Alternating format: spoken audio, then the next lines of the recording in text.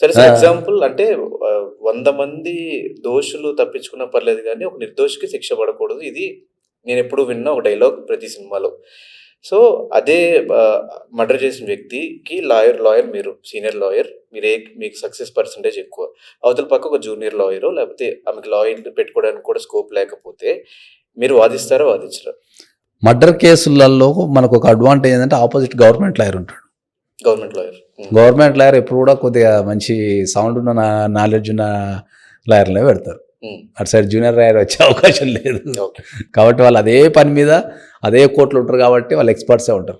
ఒకవేళ మీరు గెలిస్తే, ఏది మీరు గెలిస్తే అది మీకు సాటిస్ఫాక్షన్ ఉంటుందా?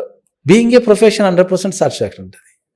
గెలుపు ఎప్పుడు సాటిస్ఫాక్షన్ ప్రొఫెషన్లో, అది మంచి కేసు కానీ చెడ్డ కేసు కానీ ఏదైనా కానీ అది గెలుపు అనేది ఎప్పుడు కిక్ ఇస్తుంది.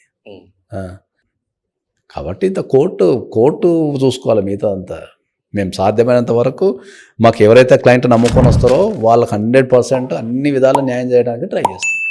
That is our primary duty. అది అట్లా.